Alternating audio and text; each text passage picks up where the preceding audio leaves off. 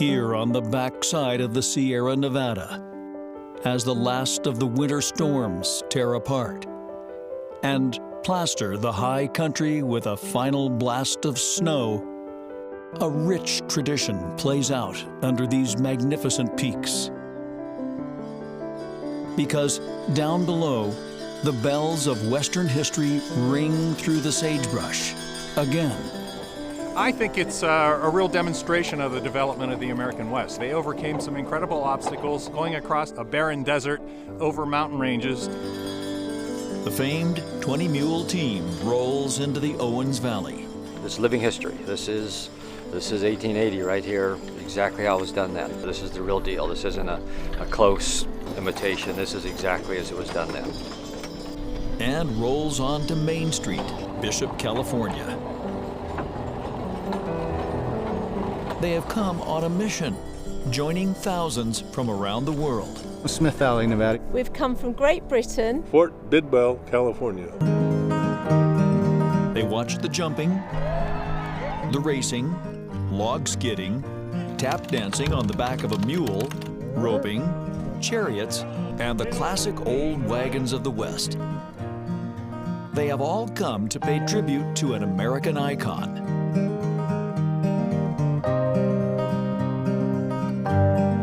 Because out here, they are saving history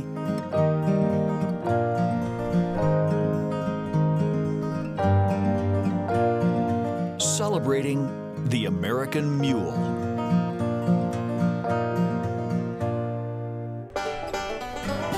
You've not experienced the West until you've witnessed a packer's scramble, where they cut their horses and mules free. Everybody will take off all their saddles and all their equipment. They'll strip them, let them go, and everybody will turn loops in there, and people will catch them and saddle them as fast as they can. The gun sends them running, firing blanks. And the packers have to sort it all out. Oh, it's pure chaos. We have ourselves that is running into a stampeding herd, which you wouldn't do in any circumstance. There'll be a bunch of mules, horses out there, wild packers actually, trying to catch them. Those wild packers go running right into the chaos. They have to wrangle their mules out of the stampeding herd, bring them back, and reload all the gear. It's a thrill. It's a thrill. Mule Days was started because of packing, and it's absolutely the highlight. Go through those saddles and packs. The whole concept of a scramble is just insanity. Yeah, the crowd loves it. Trent Peterson is captain of the Rock Creek packing team. They have now rounded up the mules and scrambled to get the packs and ropes tied. Talk about an adrenaline rush. Come on, come on! There they go. Then it's the mad dash. Out the gate and around the track. The other teams are right on their tail.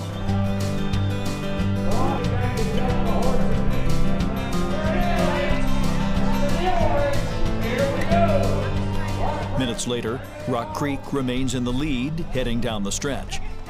Then they just stop short of the finish line. They are checking to make sure they don't have any lash cinches loose. None of their loads are hanging below the stomach level, because that will disqualify them. It's an exciting finish for second and third, though it's Rock Creek that takes home the trophy. It's the greatest high in the world. It takes about 15-20 minutes for that high to actually come down, where your hands aren't shaking, your feet aren't shaking. Once you finish the finish line, you realize, oh my gosh, I'm very amped up. But of course, Mule Days is not just about winning. It's about remembering and teaching the story of this remarkable animal.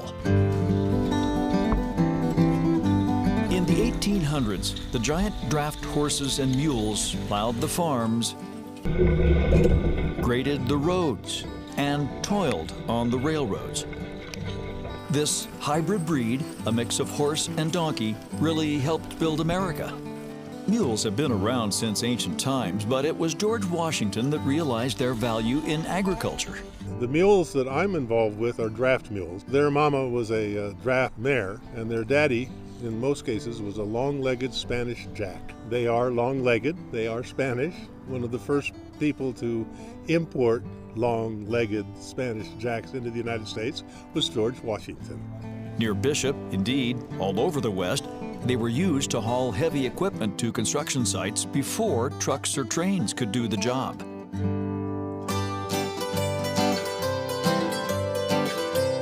And since the early 20th century, it's been the mule that has climbed into the high Sierra and the Rockies of Montana and Wyoming each summer.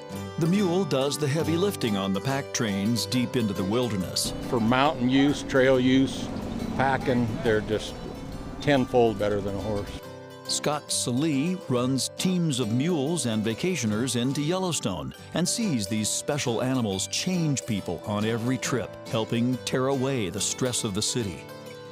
Even kids addicted to technology are touched and altered. Kids realize they don't have to have modern technology to get by, you know, that's the greatest part about my job. A lot of people are really just afraid of mules. They hardly ever want to ride them going in, but they want to ride them coming out. For a century now, these packers have taken movie stars, firefighters, and everyday people deep into places where cars can't go.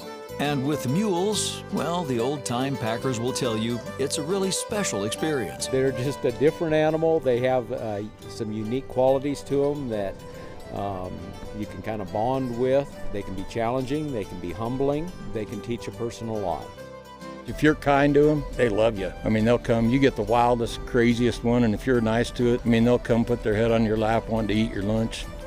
You know, they're just special. If you can get along with mules, as far as I'm concerned, you're a better person.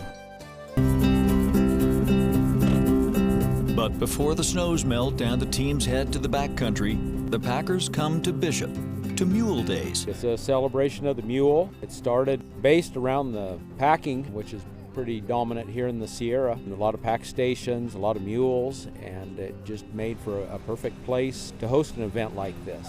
Mule Days began in 1970. 5 years later, it really got a boost as then Governor Ronald Reagan served as Grand Marshal. Folks have been pouring in ever since. I came in 1989 to see what Mule Days was, and this is my 31st consecutive year. I love everything about Mule Days. Oh, it's just mule heaven. There's just mules everywhere you look.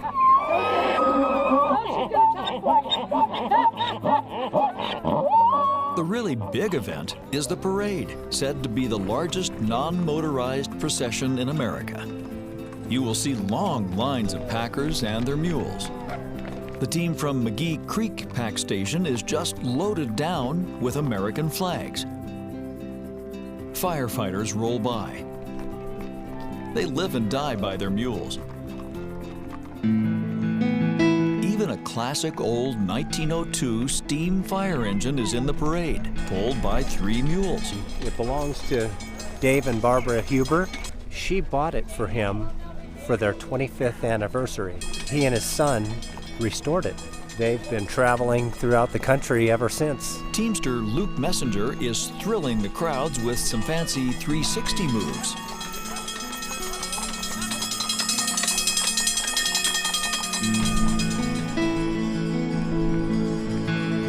And the 50th anniversary parade sees the return of the legendary 20-mule Team Borax wagons, rebuilt just like the old ones by Dave Engel in Joliet, Montana. Talk about saving history. He is an absolute treasure. He is a craftsman extraordinaire. I think he's made some works of art here. It took an entire year for 2 people to make the freight wagons, and then Dave himself made the water wagon. And we wanted to make sure it was authentic as possible. And back then, in the day, in 1882, when these were built, they didn't have welding, so everything was riveted. And that's why you see the rivets on this tank. Bobby Tanner, from a legendary packing family, is providing the mules, a challenge around these big crowds. And everyone asks what the bells are for. The bells give the mules a cadence to pull to on a hitch like this. It's like a military platoon. They give the guys a cadence to march to.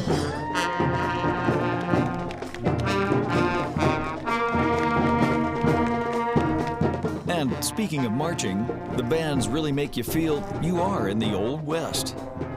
Covered wagons, cowboy hats, and crazy costumes and characters who just love to make people blush. We have White Trash.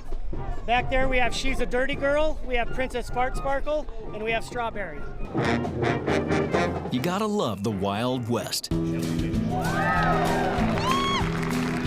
Back in the arena, the competition goes on. Mules jump from virtually a dead start. Each round, the barrier goes just a little higher. It's a fan pleaser. Some jumps work, and others, well, let's just say Oklahoma's gunslinger knows when to call it a day. The log skidding attracts a crowd. The older, more experienced skidders love the challenge of weaving long logs through the cones. But young competitors like Cade Peak of Nevada get the crowd clapping.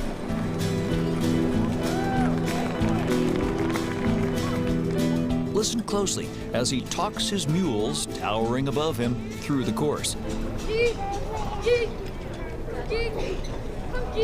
Riders will always talk to their mules, and sometimes the mules talk right back. I mean, if you come to my picket line, you probably think I'm completely crazy because I'm having conversations with them. Oh, they're absolutely catching things. I can talk to my mules like this, and they will hear me. Here you'll see the outrageous sport of chariot racing and a review of the heritage wagons, some of these from the 1800s. They make a stunning scene in the arena. Even Doc, the old Wild West vet, is making an appearance in a century-old veterinary buggy, loaded down with historic old remedies and wild stories. With all the medicines in it that you need for the trail. Aluminum chloride, a lot of strychnine. Well, in the 1880s, Dr. Humphrey's Veterinary Remedies.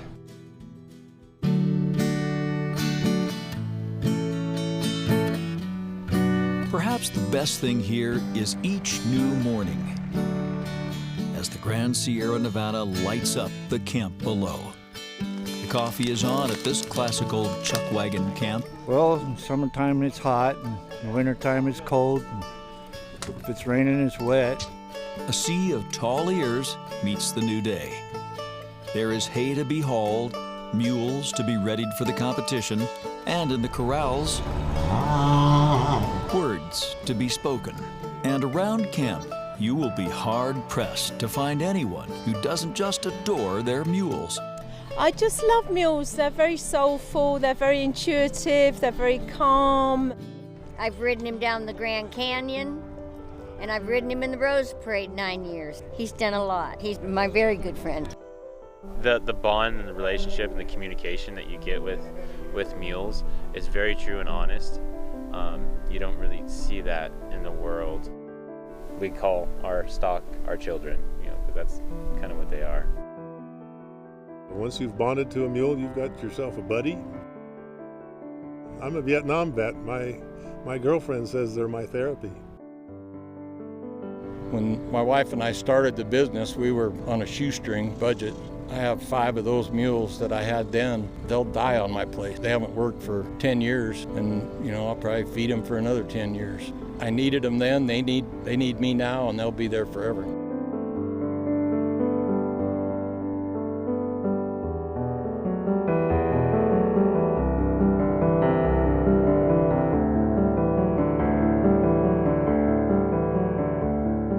Here in Bishop, they are saving history, celebrating the magic of the American mule.